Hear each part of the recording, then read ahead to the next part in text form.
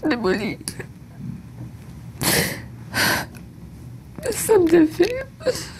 La douleur est encore extrêmement vive pour France Trudel qui a perdu son fils en mars dernier à la suite d'un accident de travail. Marc-André Gosselin, un apprenti charpentier menuisier de 26 ans, travaillait sur le toit d'un immeuble à condo lorsqu'il a fait une chute de 3 étages. Les gens qui travaillent avec lui, ils ont beaucoup de difficultés. Il y en a qui dorment pas, qui font des cauchemars. Moi, j'ai entendu parler. Il y en a qui font des cauchemars toute la nuit. Il y en a qui consultent, puis sont pas encore bien, puis qui n'arrivent pas à en parler, puis qui pleurent régulièrement. La mort de mon fils, ça a affecté énormément de personnes. Ce qui rend la situation encore plus difficile est le rapport de la CNESST, qui blâme le contracteur responsable du chantier pour certains manquements à la sécurité.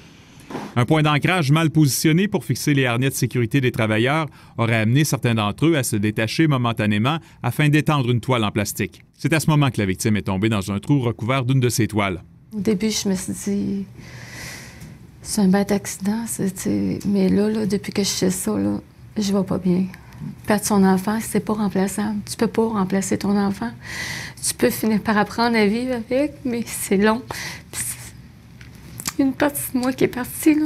C'est pour aller au fond des choses que la femme s'est tournée vers l'avocat Marc Bellemare afin d'évaluer la possibilité d'intenter une poursuite au civil contre le contracteur. Ah, c'est sûr qu'il y a une défaillance, c'est certain, parce que Marc-André n'a pas voulu tomber comme il l'a fait. C'est sûr qu'il y avait un piège, là. Hein? Le principe de la responsabilité civile, c'est le piège. Si le dommage était prévisible, à ce moment-là, il n'y a pas de piège. Je pense qu'ici, il y avait un authentique piège. Au Québec, les montants qui sont versés sont assez conservateurs. La jurisprudence se chiffre autour entre 100 et 200 000 $. Si elle est bien consciente que cette démarche ne pourra ramener son fils, la femme espère cependant qu'elle permettra d'éviter d'autres tragédies. J'espère vraiment que ça va aider pour toute la construction, parce qu'il y a beaucoup de jeunes, la construction.